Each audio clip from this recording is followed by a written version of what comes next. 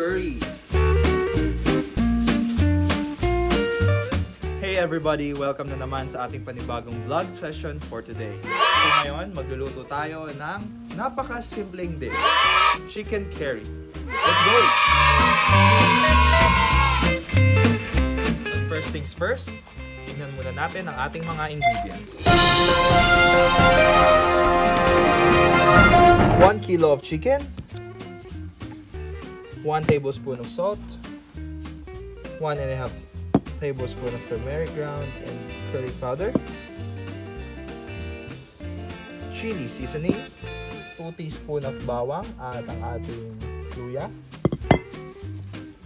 4 medium-size cut tomatoes, and 4 onions. We have to add some oil kasi kailangan isa ang ating sibuyas. So nakita nyo po, color brown na ang ating ginigisang sibuyas. So ang susunod na step natin is i-add natin ang luya at bawang natin. So pag na-add natin siya, tuloy-tuloy lang yung pag-stir. And then after that, we're gonna stir it for the next 2 minutes. So next step muna natin, let's add our tomatoes. And then keep stirring again for another 2 minutes.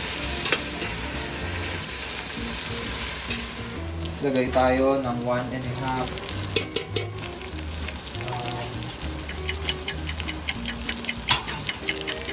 tablespoon ng turmeric powder. Okay, ngayon po, ilalagay na po natin ang ating chicken.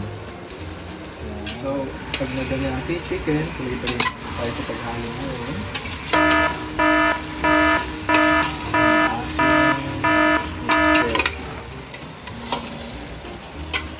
Lagay po natin ang ating curry powder. Okay. At ang ating, maglagay tayo ng konting spice mix. And then, lagyan natin ng 200 ml water. Okay na yan. So, ang gagawin natin ngayon, hayaan lang natin siyang magulo. Let's add some salt.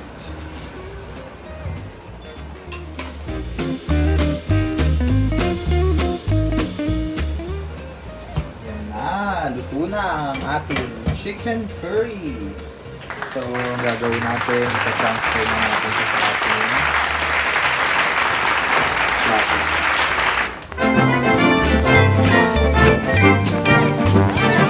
Yan na po ang ating chicken curry. So, I hope nagustuhan nyo ang ating vlog session number 5 for today. And I am looking forward for more videos for you. Please don't forget to like and subscribe to our channel.